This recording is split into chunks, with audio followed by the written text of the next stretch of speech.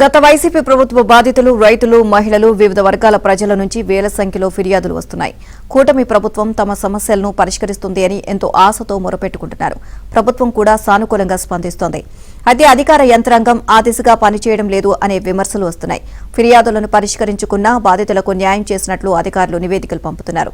ప్రభుత్వ స్థాయిలో ఒత్తిడి రాకుండా తప్పించుకునేందుకు వాటిని బుట్టదాఖలు చేస్తున్నారు. ప్రజా సమస్యలు తీర్చకపోగా ప్రజల్లో సంతృప్త స్థాయి బాగుంటుందంటూ మాయ చేస్తున్నారు. ప్రభుత్వం ప్రత్యేక దృష్టి సారించి ప్రత్యేక స్థాయిలో వాస్తవాలను తెలుసుకోవాలని నిపుణులు సూచిస్తున్నారు.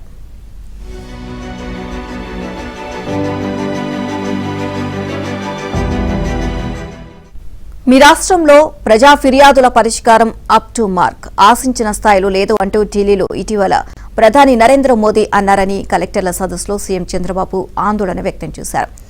సీఎంకు వచ్చిన ఫిర్యాదులను కలెక్టర్లు పరిష్కరించకపోతే ఎలా అని ప్రశ్నించారు. 2014-19 మధ్యకాలంలో ప్రజల వినతుల పరిష్కారం ఎలా చేశారో ఇప్పుడు అదే పంతా కొనసాగిస్తున్నారు అని ముఖ్యమంత్రి ఘాటు వ్యాఖ్యలు చేశారు. దీన్ని బట్టి క్షేత్రస్థాయిలో పరిస్థితి ఎలా ఉందో ఊహించుకోవచ్చు. ప్రజా ఫిర్యాదుల పరిష్కార ప్రక్రియ ఓ మిథ్యగా సాగుతోంది అని ముఖ్యమంత్రి చెప్పినట్లు అయ్యింది అని నిపుణులు అంటున్నారు. కేవలం కాగితాల్లోనే పరిష్కారం, క్షేత్రస్థాయిలో మాత్రం తమ సమస్యలు తీరడం లేదని ప్రజలు ఆవేదన చెందుతున్నారు.